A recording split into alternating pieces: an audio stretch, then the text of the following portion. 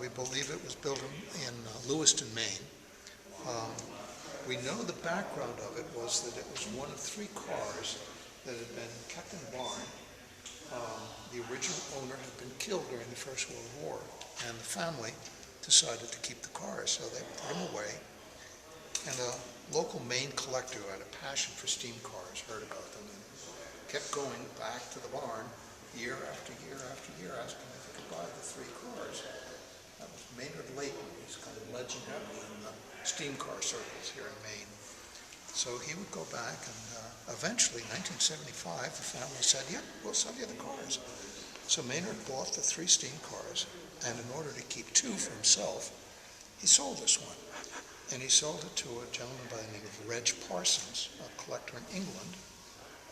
So it was shipped off to England, and in the car was a brochure, a sales brochure, in that case, for a Skene.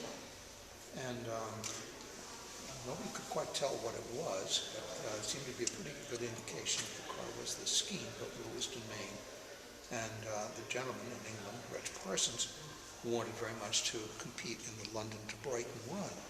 So the Royal Automobile Club went through all of the history of the car. They looked at the little brochure, and they identified it as being a 1900 Skene. So Reg Parsons had his identification, registration from the Royal Automobile Club, competed several years in the London to Brighton with the car. Susan Davis, who was the founder of the Stanley Museum, drove this car for Reg. Actually, she had an accident with it. The wheel came off. She kind of cracked the car up. But anyway, when Reg Parsons passed away, the car was sold to Mr. Mothersole.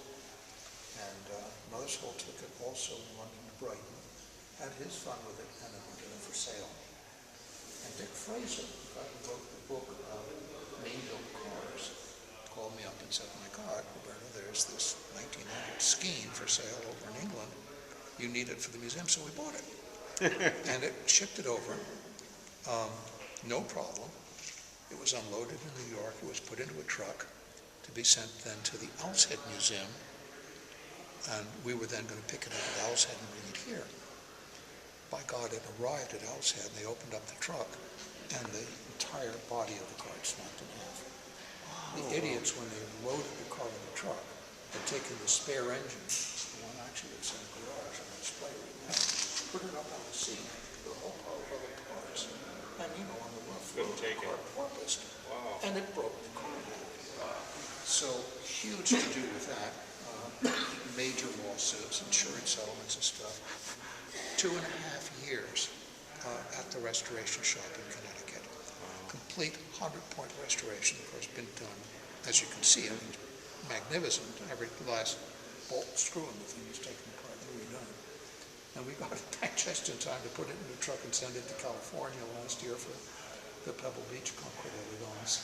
So it's only been on display, although we've owned it since 2010, since about this time last year. It runs, of course, beautifully. Can you show them the engine on it? No.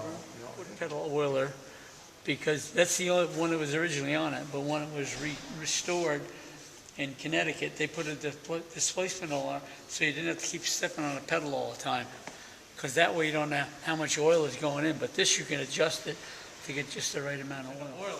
But you got to look into it flat out.